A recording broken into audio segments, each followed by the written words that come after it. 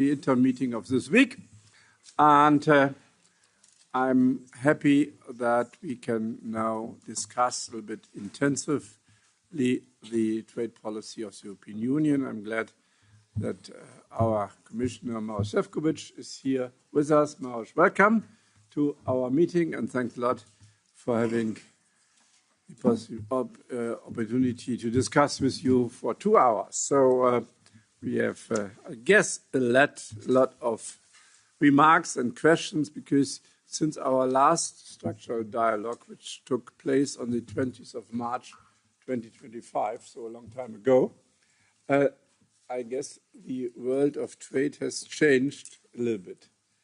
And this roller coaster from the United States, specifically also this Greenland operation and some others, but also the aggressive position of China in some elements and some trade policy legislation. We have finished the GSP, for example, and also we concluded some trade agreements. So I guess there's a big change between March 2025 and now.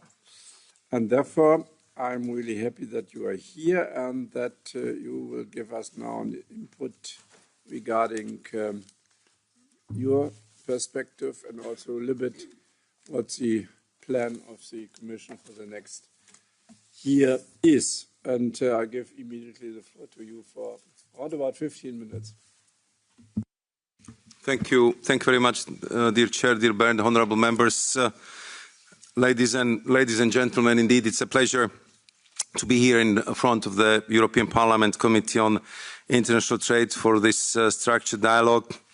I even wouldn't feel that it was the year since we've met, because the time been so dynamic and so many things that has happened. And I really would like to start by thanking you for working together on what I would describe turbocharged trade policy agenda of the European Union. So indeed, there is a lot of things to discuss, because international trade continues to lie at the epicenter of Europe's competitiveness and ability to act on geopolitical stage. Our world-leading network of free trade agreements, our work to open new markets, and our support for fair and rules-based trade all help us defend European interests in this challenging world. Today's global trade landscape is fast-moving, and I would like to use this opportunity to provide a brief overview of where we stand on various files from my point of view. First, as you just suggested, dear Chair, as regards the United States, our #1 trading partner, we always knew our relationship would require careful management. We have faced challenges recently, but through our firm and cool-headed approach with unity and continuous engagement, we have moved forward. The deal concluded in July last year, and the joint statement have restored to a great extent much-needed certainty and stability. This was of a key importance for our businesses and for our workers, and I would say also for the entire global trading system. Last Friday, the US Supreme Court ruled that the President cannot impose tariffs under the International Emergency Economic Powers Act, IEPA. In response, President Trump enacted temporary import surcharge of 10% on top of existing most favored nation duties until 24th of July, while maintaining exemptions on important sectors like aircraft, pharmaceutical, and energy products.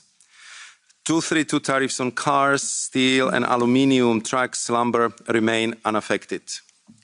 Since the ruling, I have been in constant touch with my counterparts, and they both reassured me they stand by the deal with the European Union.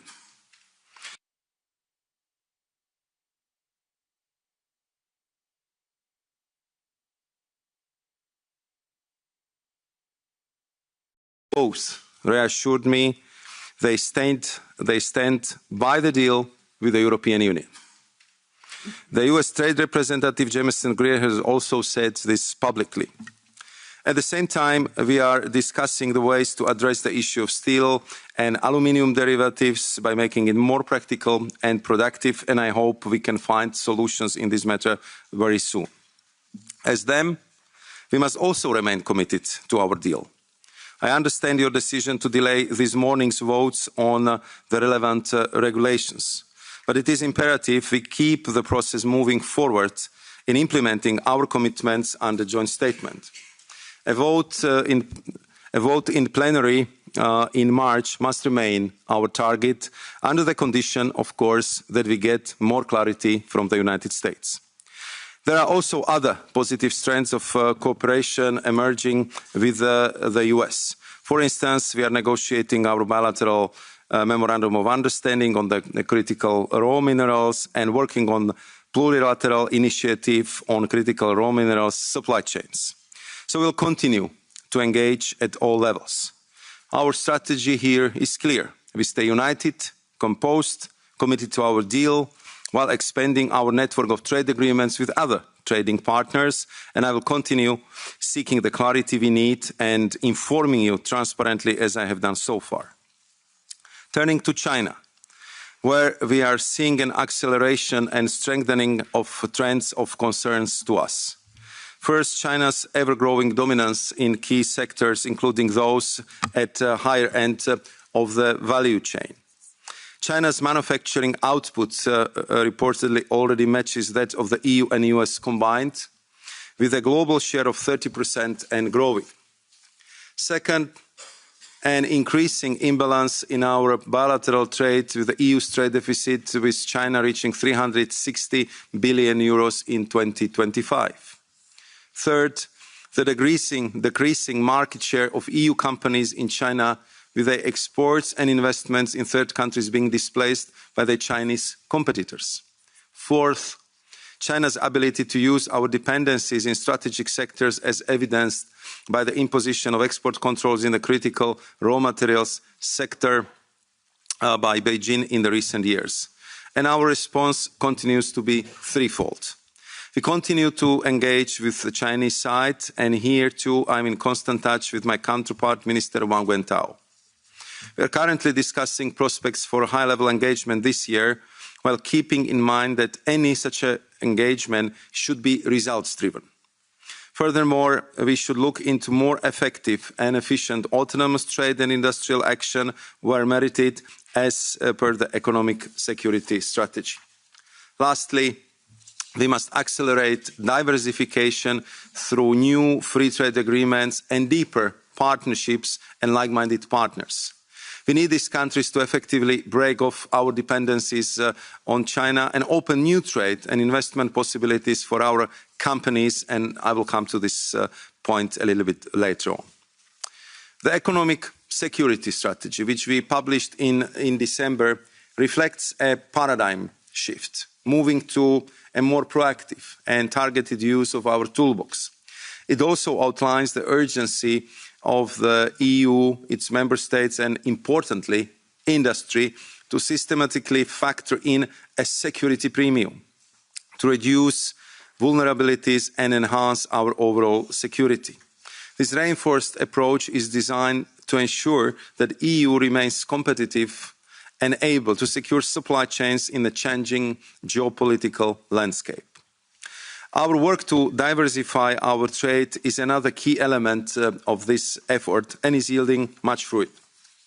The deal with Mercosur region will create a unique regional bloc-to-bloc free trade area of over 700 million people.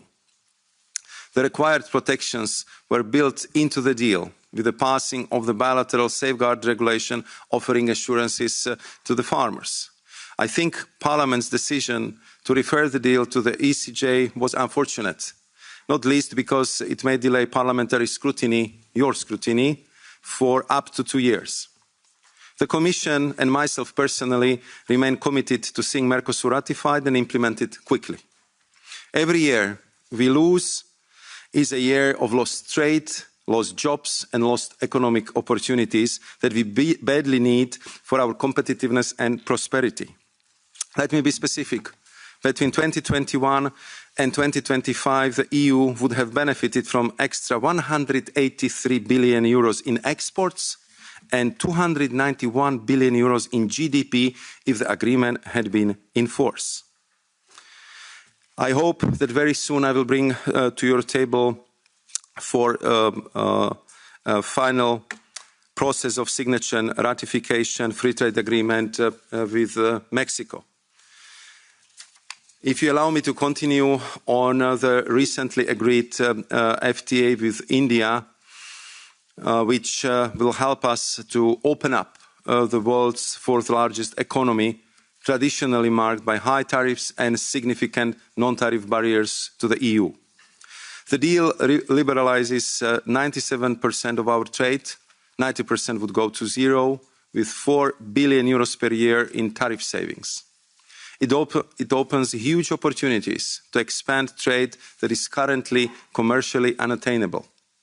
In addition, the Comprehensive Economic Partnership Agreement with Indonesia offers EU exporters the chance to expand and find new markets, liberalizing 98% of trade with the largest economy in Southeast Asia.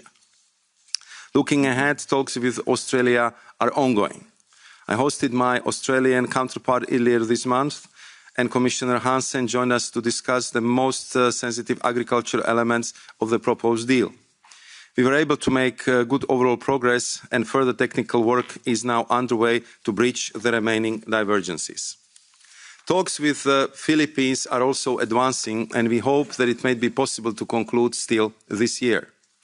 The latest round with Thailand was of a more technical nature given the recent elections there, but we see a strong commitment from the Thai side to move forward.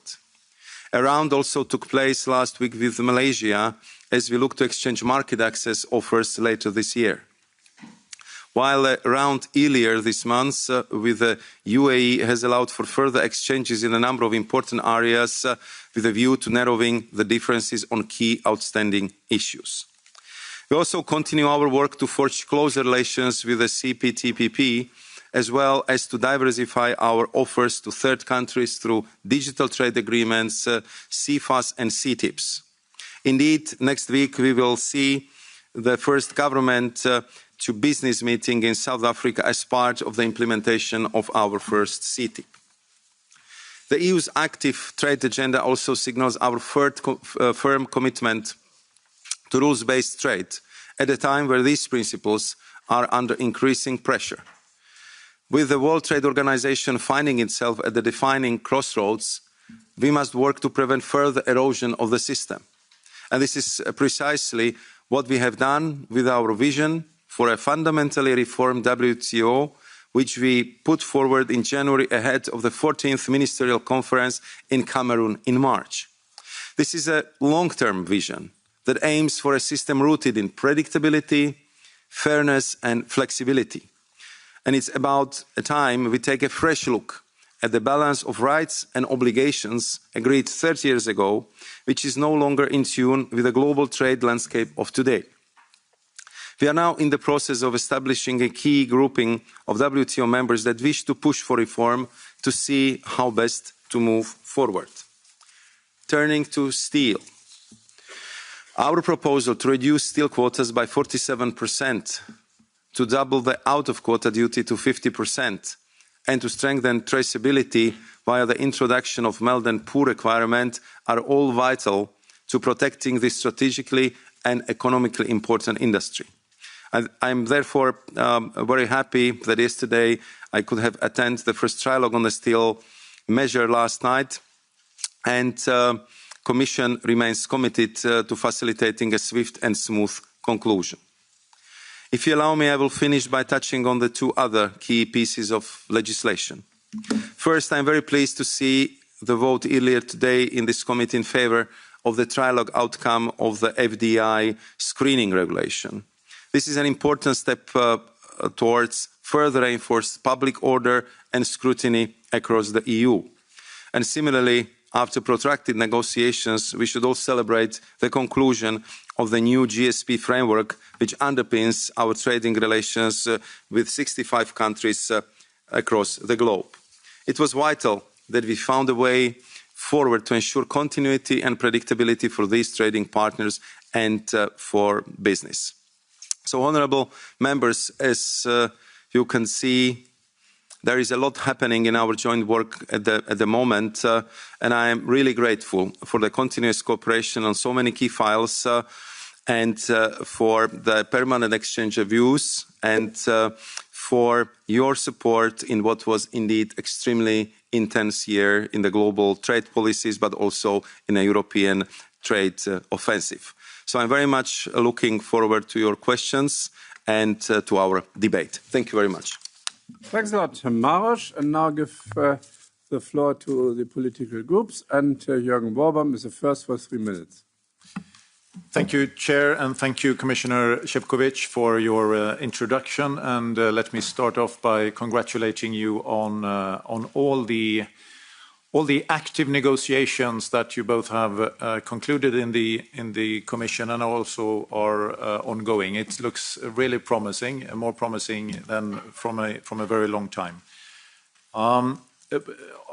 Maybe to say something on the Mercosur agreement, since you mentioned it as well. And I mean, there have been a lot of call for provisional application. EPP, of course, supports this. We know that business and business organization supports it. There are also other political groups that support it here. We know that the Mercosur countries are moving fast on this issue, and Council have given its clearance. So I can only send a message that I hope that it will be provisionally applied as soon as possible, because, especially as you said, it is very important that we now get all the wins and the benefits and the growth that we need with this agreement. We have fought hard for it during many years of negotiation, and now businesses need it, and it's also needed for good-paying jobs in Europe.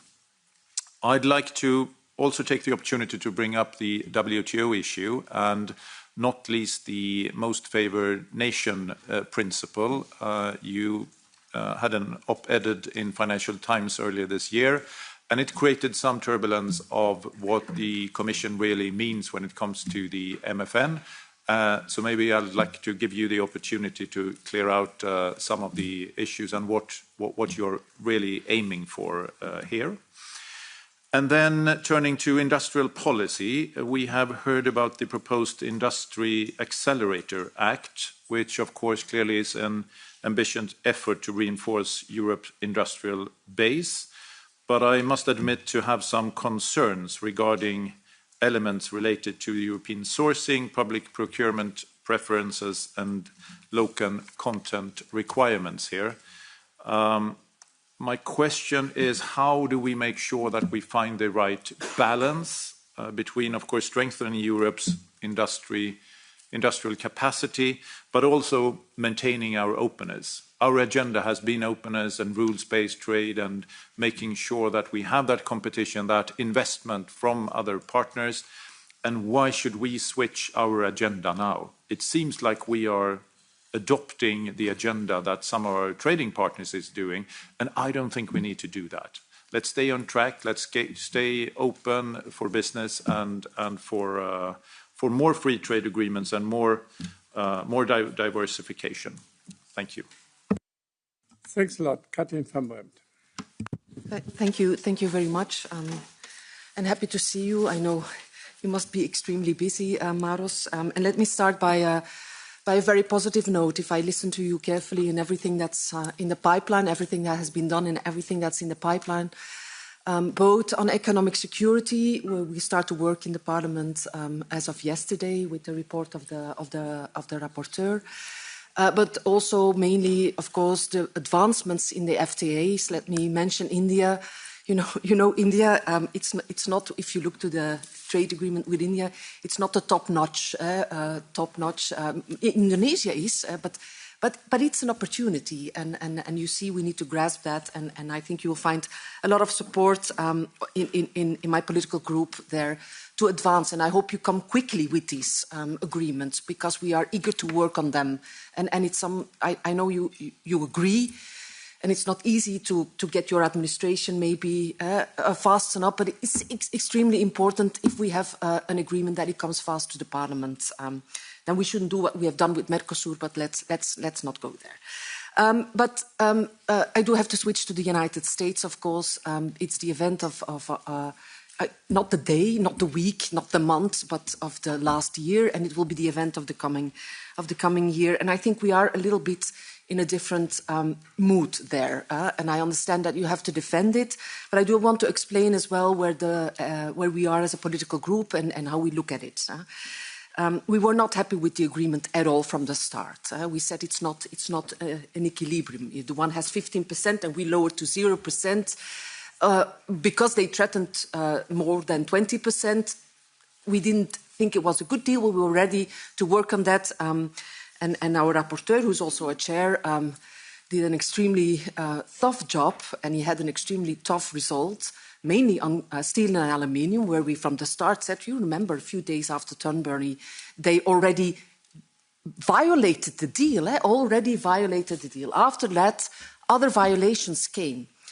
And you have to understand how we feel about it. When he started violating the deal by threatening with tariffs on Greenland, we said, this is it. And now here we are with the court. And one of the arguments of the Commission, and I really want you to comment on that, one of the arguments of the Commission was, no, this is a good deal because we have the 15% and nobody else in the world has it because they have 15 or more on top of the WTO normal agreements. So that gives us that advantage, and because of that advantage, we go to the 0%, and we also promise them to do this and that. That's no longer the case, Maroš. There is no advancement anymore. There is no advantage anymore. It's all a level playing field. Maybe that's the good news. It's all a level playing field. So actually, we don't have to go to 0%. And I don't think we want to. What we ask you is to go back to the negotiating table and make a real good deal, or a deal where we have respect for one another. Last point, and then I finalize on China, because what we should really be working on, and you mentioned this, is of course China, because the threat coming from over there is real. And so my question is, you said I'm in constant touch and we're dealing and wheeling. When will we deliver on what? When we will deliver on what when it comes to agreements with China? Thanks a lot. Inigo. Thank you, Mr. Chairman. I will speak in Hungarian, so if you don't mind. Thank you. Tisztelt elnök úr, tisztelt biztos. Mr. Commissioner, Mr. Chair, thank you for being here. These are not simple times we are living. It's not business as usual in trade policy either. Let me start with Mercosur. This is something that has been causing us a lot of headaches. The Commission, if they had acted differently 5 years ago or 6 years ago, then the situation would be very different. However, we are where we are. It's a fact. Now, I would like to ask the Commission to be the guardian of the treaties, not only in theory, but also in practice. And the treaties tell us how international agreements must be strengthened, fortified. The Commission should negotiate based on the mandate it receives from the Council, and the Member States accept that with a qualified majority, and then the European Parliament must reinforce the agreement. And I would like to ask, and with all due respect, that this is something the European Commission should comply with as the guardian of the treaties. And if this European Parliament, with a majority, requests a legal position from the European Court, then the Commission should wait for the result of that procedure. That is the minimum. That in any decent legal community, that's how you should act. Now, there are interesting things in the Commission. The Cyprus presidency did not put to the vote an already prepared position proposal because some member states exerted pressure on them. And even though there was an agreement in Council, the case did not go forward. I think that is a major political faux pas. It's an error. It's a mistake. And there are ways around for the Commission. It has the authorization to do this. We would like to ask Commission not to use these workarounds, because that will upset the decent cooperation between the institutions laid down in the treaties. My second comment on the agreement with the US. Our companies, sooner or later, will need legal certainty. They will need to know what they will be facing. I understand there is a sense of urgency that the Commission is facing. What we should see the figures, we should see the numbers. We don't know what the numbers tell us. We don't know what percentages of tariffs will be on anything, any product. And I would like to ask the Commissioner to fight for Europe, including your Vice Commissioners. And in some other issues, I feel the Commission is trying to be acting more rationally and is giving up on some issues that have been causing undue delays. And this seems to be a more pragmatic issue. Thank you for that. And please confirm that trading policy from now will be about trading and less about green and other agendas that are not part of the trade policy of the EU, because you have to create opportunities for our companies. For you, it's Karin Karlsruhe. Thank you, Chair, and thank you, Maroš, for being here with us today. Today, we mark 4 years of the full-scale invasion of Ukraine, and we have to ask ourselves, have we done everything possible to stop Putin's war machine? Have we done everything we can to support Ukraine? Unfortunately, the answer is no. Trade is both an economic lifeline for the war-torn Ukrainian economy and one of our most important tools for speeding up Ukraine's integration into the EU. Initially, the EU did the right thing.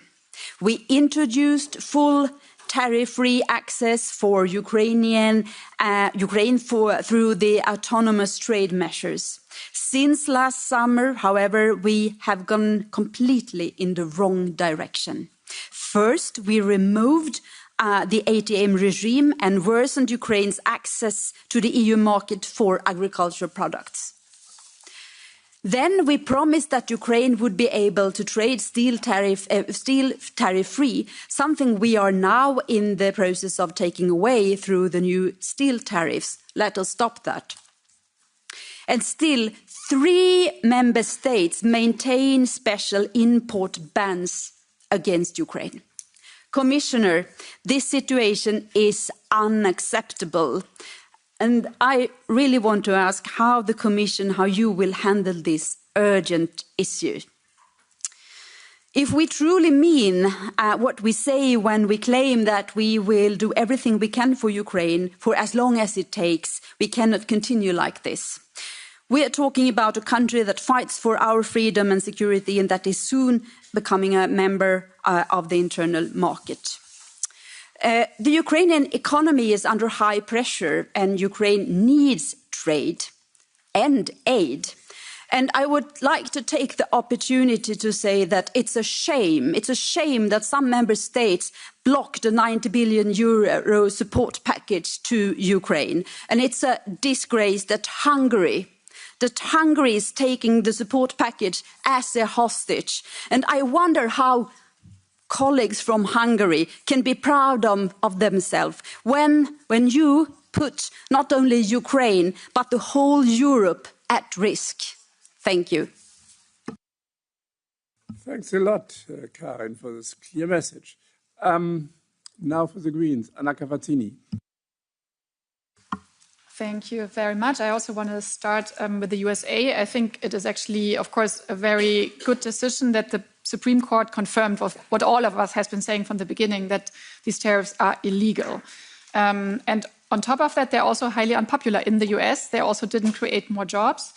And also, as unfortunately now, they didn't create more stability, because we know that Trump announced already additional tariffs and also additional investigations. So I think it is very good that this parliament did not vote today. And let me be very clear, I think before we can vote here in this parliament, we don't need only rhetorical commitments by the US that they stick to the deal, because clearly the actions at the moment show differently, but we need like black and white on paper that there is a solution for the aluminium and steel, and that there will be no additional tariffs to what has been agreed in Turnberry. So this I find very important.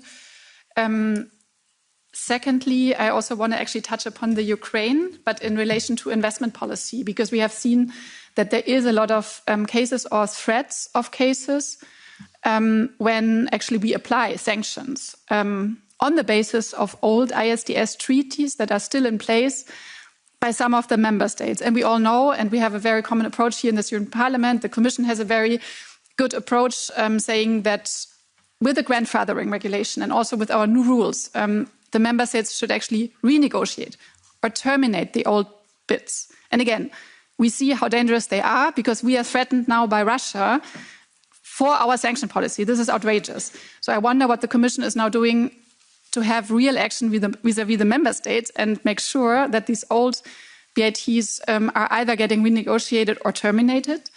And then I have a last question on the India FTA. Probably you can say a little bit more on the sustainability parts, because my feeling is they're very, very weak. But I read in the Q&A of the Commission, I mean, we have not seen the text yet, that there is an additional climate agreement. Probably you can, or like a climate MOU, whatever, you can elaborate a little bit of what that is. And the last question on India, can you make sure that India will be still possible to produce generics? Because we know it is of utmost importance for any country in the global south, for African countries to get access to this medicine. Otherwise, we will have a huge health crisis. And this is for me, one of the most important topics. Thanks. Thanks, Manon, for the left. Thanks, Mr. Commissioner. I'm going to speak in French. I don't know how fluent your French is, but feel free to listen to the interpretation. Merci, Monsieur le Commissaire. Thank you, Commissioner, for being with us here today. I'd like to start with a question that is quite simple. And I think I've asked you this question already. So I'd like to have a clear answer. Are you not trying to get rid of the Parliament?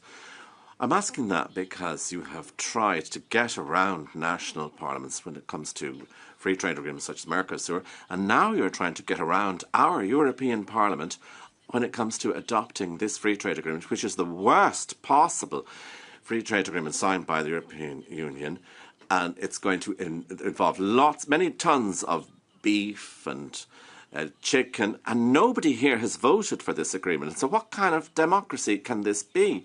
Worse than that, there was a vote in Parliament. It was a vote to go to the Court of Justice of the European Union, and they intervened a couple of weeks ago. And so I think that your stubborn approach with regard to this agreement is a double mistake. First of all, it's a political mistake, and it's the first time that we've had this type of FTA implemented without any vote from any parliament, but it's also a legal mistake. And I know that often you attach a lot of value to these European agreements for reasons such as austerity, but there is a rule, a page looking at rules, and so I'm going to read part of that out. Article 218 of the Treaty of the Functioning of the European Union is very clear with regard to this procedure here and the obligation of involving the European Parliament at all levels. Quite clearly you haven't respected that rule because you were really confirming the provisional application of this agreement without our European Parliament having had its say on the subject. And that very same Article 218 confirms the capacity of the European Parliament to go to the Court of Justice. Now, once the Court of Justice has actually been handed the file, and that if they decide that the Mercosur agreement is incompatible with the European treaties, how are you going to justify the provisional implementation, not only without the vote of our Parliament, but also with regard to a part of an agreement that is not legal? Now, I'd also like to remind my colleagues here, now how indeed can you be satisfied that we have this type of agreement without us having had our say? You might agree with me or not, but at least we have this right, a democratic right. And I'd like to just finish up with regard to the agreement with the United States. Now, maybe I didn't hear properly. We've just received a great slap in the face from the United States with the court now in the United States having said that this is an illegal agreement.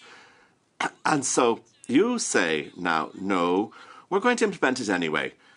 Donald Trump has slapped us in the face and you're actually turned the cheek so he can slap the other cheek. Now, I think that what we want here is you want to have an FTA with Australia, Philippines, Mexico, whatever. And you're never questioning the FTA with Israel. And so I think, Commissioner, that beyond political agreements that we might have, and there are many of them, but what is really difficult for us to accept is the whole business about the variability of the rules that you apply. Dear colleagues, we invited also the chairs of committees which are also related to trade policy, and luckily the Agriculture Committee is here with us with the Vice Chair, Norbert Linz, and I give him the floor for 3 minutes.